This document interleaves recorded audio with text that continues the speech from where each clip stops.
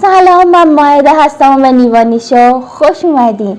امروز میخوام یه اپلیکیشن خیلی آرامش بخش بهتون معرفی کنم، یه اپلیکیشن موسیقی که میتونین خیلی باهاش آروم بشین. پس تا آخر این ویدیو همراه من باشین تا با این اپلیکیشن آشنا بشین.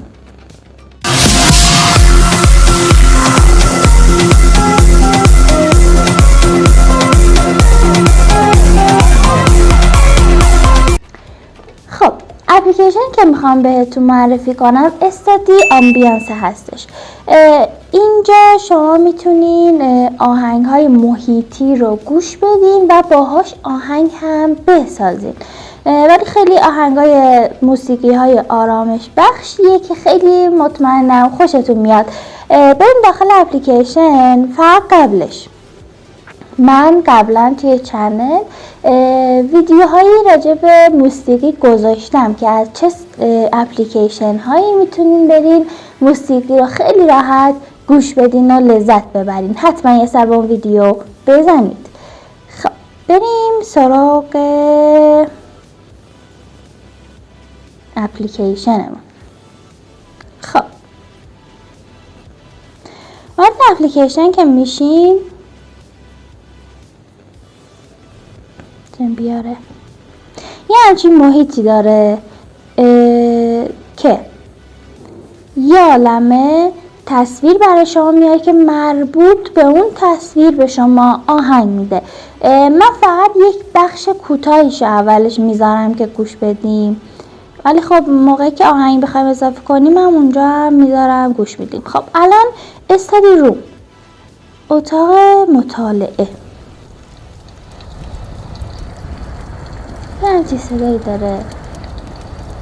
خب حالا این پایین رو ببینین چند تا 6 تا آلت موسیقی اینجا برای ما گذاشته، مثل گیتار، ویولون، سنتور و این درخته صدای طبیعته. حالا مثلا یک لحظه من صدای بلند کنم، ویولون رو بزنید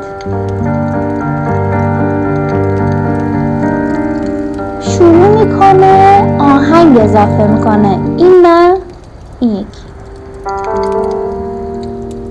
یا این نه این یکی.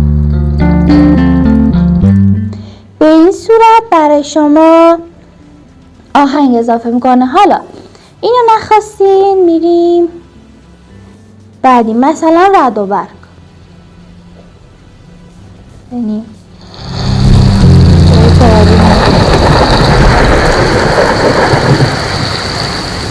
اینجا میخوان یک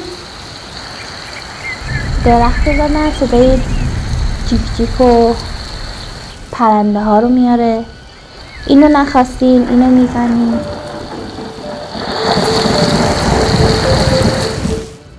من صداش کم کنم. یا مثلا نم کدوم بزنیم، این تبلیغ کوتاهی هم میاره. خب حالا صدا این چیه؟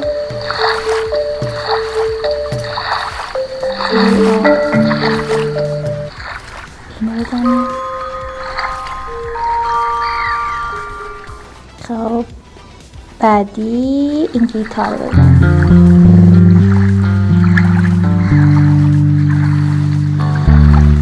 به همین راحتی میتونید به اون صدای آرامش بخش یه موسیقی خیلی آرومم بهش اضافه کنید و لذت ببرید ازش. این پایین این بالا تایمر ساعته داره. اینجا شما برای خودتون تایمر میذارید. مثلا 5 دقیقه من میذارم که این آهنگ به همین صورت بخونه و قطع نشه، یا 10 دقیقه میذارم اینطوری بمونه. این برای اونه. میتونین تایم براش تعیین کنی که تا چه تایمی دقیقا این موسیقی برای شما بخونه. این چراغ هم که میزنین و این براتون اوکی میشه، میمونه و جزء اون دسته هایی که مورد علاقتونه باقی میمونه. خب این از این. اپلیکیشن. امیدوارم خوشتون بیاد. خیلی من دیگه اینجا نمیتونم همشو بزنم و دونه دونه گوش بدیم با هم، ولی خب جنگل داره، آب داره، آتیش داره، رد و برق دیدین داشت، بارون داره، کتاب مطالعه داره، خیلی چیزای دیگه داره. مثلا آسمون شب داره که صداش هست، میتونین از اون استفاده کنین، موسیقی برای خودتون بسازین، حتی ضبطش کنید و ازش لذت ببرید. امیدوارم که تا اینجا خوشتون اومده باشه. حتما به ویدیوهای قبلی من یه سر بزنید، لایک یادتون نره، حتما سابسکرایب کنید و زنگوله کنارش رو فعال نگه دارید. خیلی ممنون تا اینجا همراه من بودین. تا یه ویدیو دیگه و نیوانی شو. خدا نگهدار.